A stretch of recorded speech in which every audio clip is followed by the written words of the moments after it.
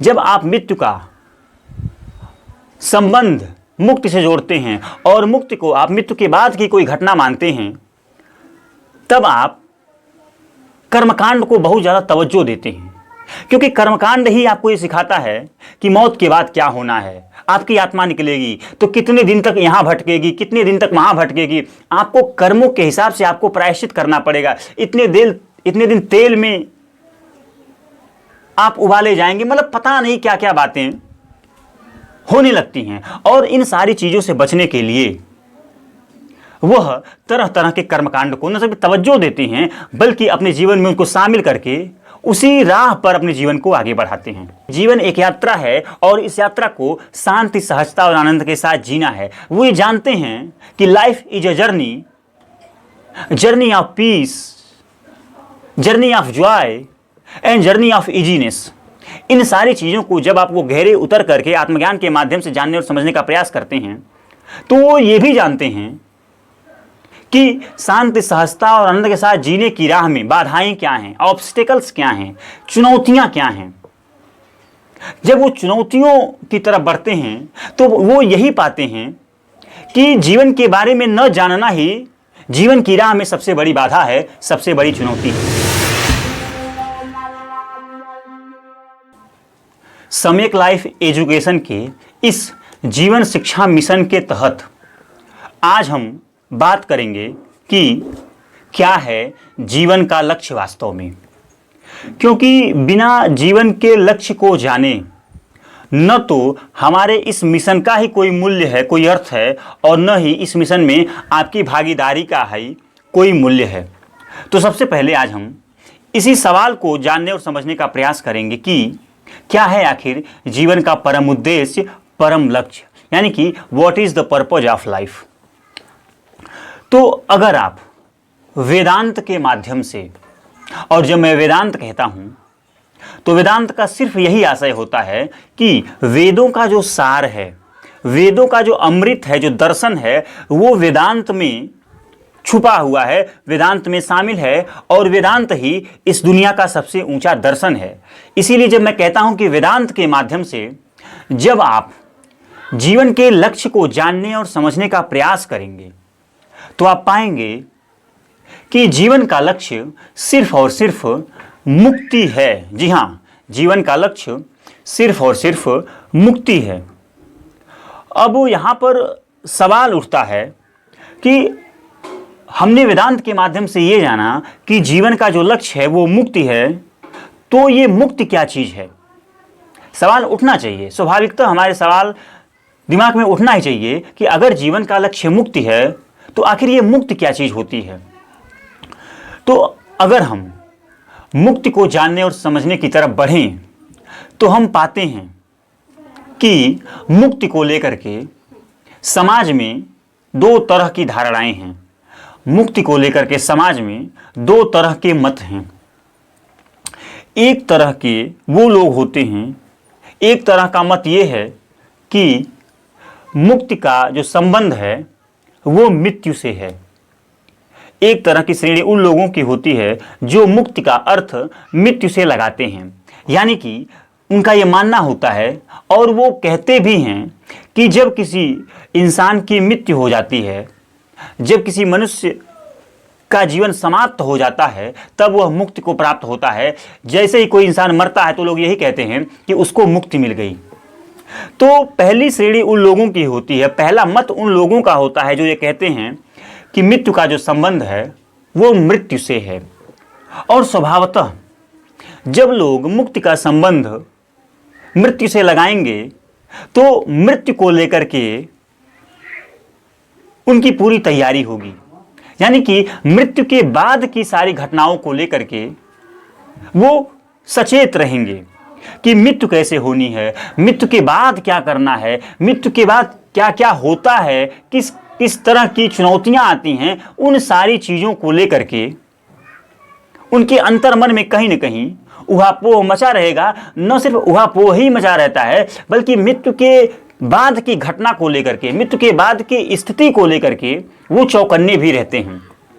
उनका यही मानना होता है कि मृत्यु के बाद हमारी आत्मा हमारे शरीर से निकल करके ऊपर जाती है और फिर ये उनके कर्मों के अनुसार ये निर्धारित किया जाता है कि उनको स्वर्ग मिलेगा या उनको नरक मिलेगा, उनको मुक्ति मिलेगी या फिर से उनका पुनर्जन्म होगा।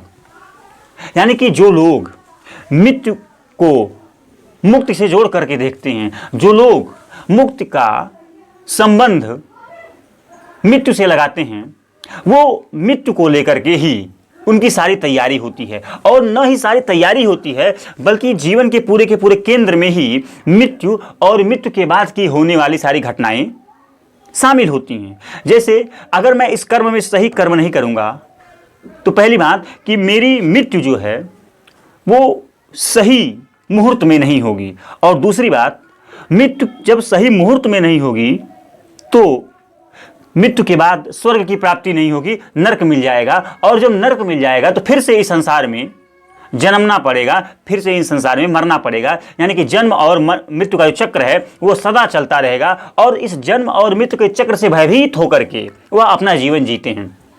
एक तरीके से जब आप मृत्यु का संबंध मुक्ति से जोड़ते हैं और मुक्ति को आप मृत्यु के बाद की कोई घटना मानते हैं, तब आप कर्मकांड को बहुत ज़्यादा तवज्जो देते हैं, क्योंकि कर्मकांड ही आपको ये सिखाता है कि मौत के बाद क्या होना है। आपकी आत्मा निकलेगी तो कितने दिन तक यहाँ भटकेगी, कितने दिन तक वहाँ भटकेगी, आपको कर्मों के हिसाब से आपको प्रायश्चित करना पड़ेगा। इतने दिन तेल में आप उबाले जाएंगे, मतलब पता नहीं क्या क्या बातें होने लगती हैं। और इन सारी चीज़ों से बचने के लिए वह तरह तरह के कर्मकांड को न सिर्फ तवज्जो देते हैं बल्कि अपने जीवन में उनको शामिल करके उसी राह पर अपने जीवन को आगे बढ़ाते हैं।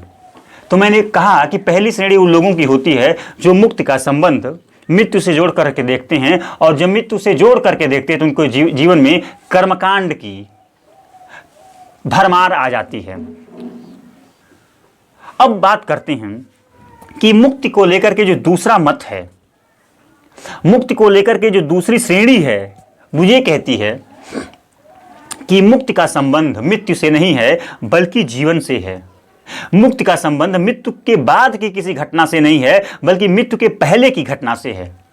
वो कहते हैं कि मुक्ति का संबंध मृत्यु के बाद की किसी पारलौकिक घटना से नहीं है बल्कि मुक्ति के पहले जो जीवन है उस जीवन को आनंद के साथ जीवन जीने की घटना से है।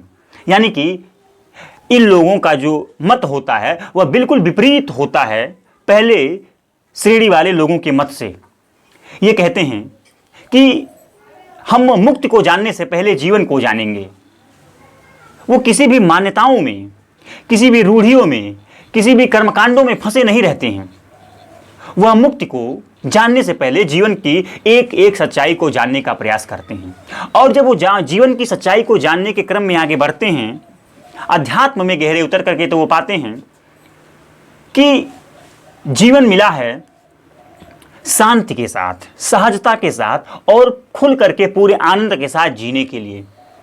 यानी कि वो जानते हैं कि जीवन एक यात्रा है और इस यात्रा को शांति, सहजता और आनंद के साथ जीना है। वो ये जानते हैं कि life is a journey, journey of peace, journey of joy and journey of easiness.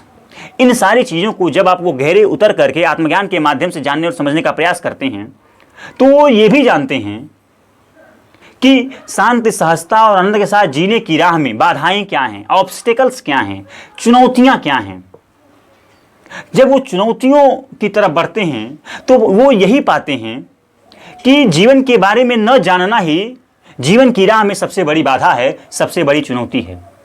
यानी कि वो ये जानते हैं कि जीवन का परम लक्ष्य है कि मुक्ति और आनंद के साथ जीवन जीना, शांति और सहजता के साथ जीवन जीना। और शांति, सहजता और आनंद के साथ जीवन जीने की राह में जो भी बाधाएं हैं, उन बाधाओं से अनभिज्ञ रहना ही जीवन की राह में सबसे बड़ी बाधा है। जो नहीं जानता वास्तव में कि वो कौन हैं, उनके जीवन का लक्ष्य क्या है, तो उनका इस बात से बेखबर रहना ही उनके जीवन की बाधा है, और इस बाधाओं को दूर करना ही उनके जीवन की मुक्ति है। यानी कि जीवन को आनंद के साथ जीने की राह में जो भी बाधाएं हैं, उन बाधाओं को न सिर्फ साफ साफ जानना बल्कि उन बाधाओं को जीवन से दूर करना ही मुक्ति है। ये मानना है उन दूसरे कैटेगरी वाले लोगों की, जो लोग ये मानते हैं कि जो मुक्ति है उसका संबंध मृत्यु से नहीं बल्कि जीवन से है।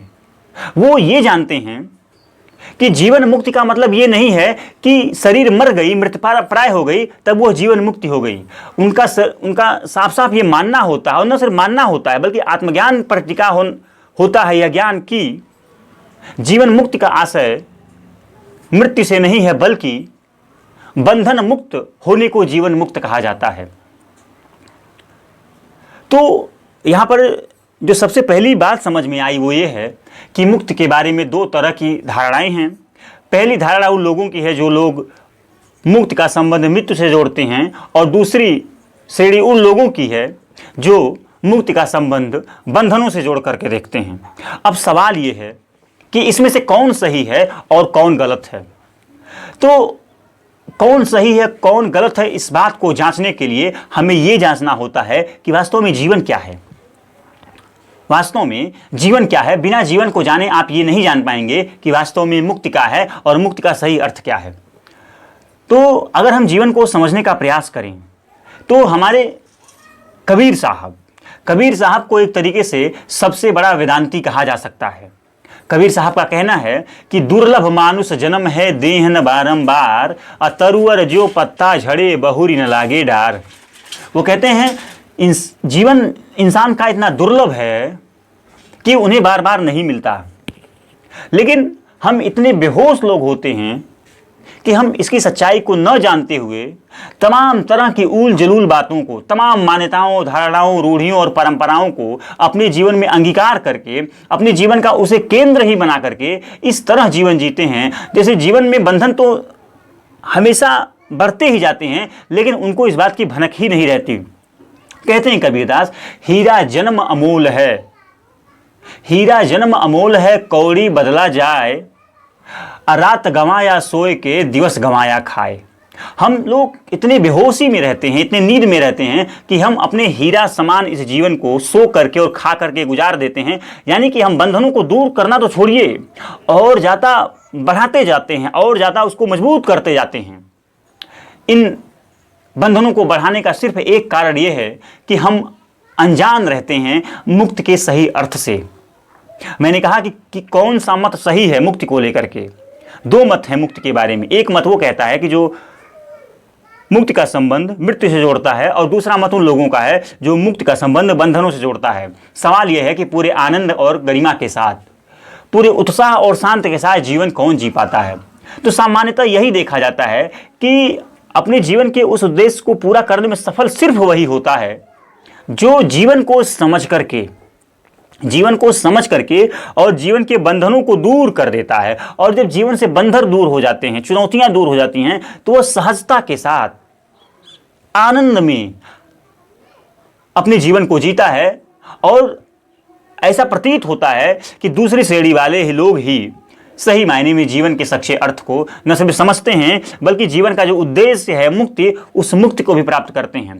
तो जो सबसे पहली बात है वो ये है कि मुक्ति जो है ना, मुक्ति का संबंध मृत्यु से नहीं बल्कि जीवन से है, और जीवन के उन बंधनों से है जो आपके स्वतंत्रता की राह में, आपके आनंद की राह में बाधा बन करके आपके सामने दस्तक दे रही हैं। उन बंधनों को दूर करना ही जीवन का परम लक्ष्य है। और यही न सिर्फ परम लक्ष्य है बल्कि जीवन का यही एकमात्र धर्म है कि आप अपने जीवन के से उन बंधनों को खारिज कर दीजिए, उन बंधनों को उखाड़ फेंकिए जो आपको स्वतंत्रता के साथ, आनंद के साथ जीवन जीने की राह में आपके सामने चुनौतियां प्रस्तुत कर रहे हैं। तो मुक्ति का आशय मृत्यु से नहीं बल्कि जीवन के बंधनों से है। और जीवन के बंधनों को आप तब तक नहीं समझ पाएंगे जब तक आप स्वयं को नहीं समझ पाएंगे। स्वयं को जानने का सिर्फ एक शाश्वत विज्ञान यही है कि आप आत्मज्ञान के माध्यम से आप ये जान पाएंगे कि आप कौन हैं और आपके जीवन का परम लक्ष्य क्या है, और जो लक्ष्य है उस दिशा में आपको बढ़ना कैसे है।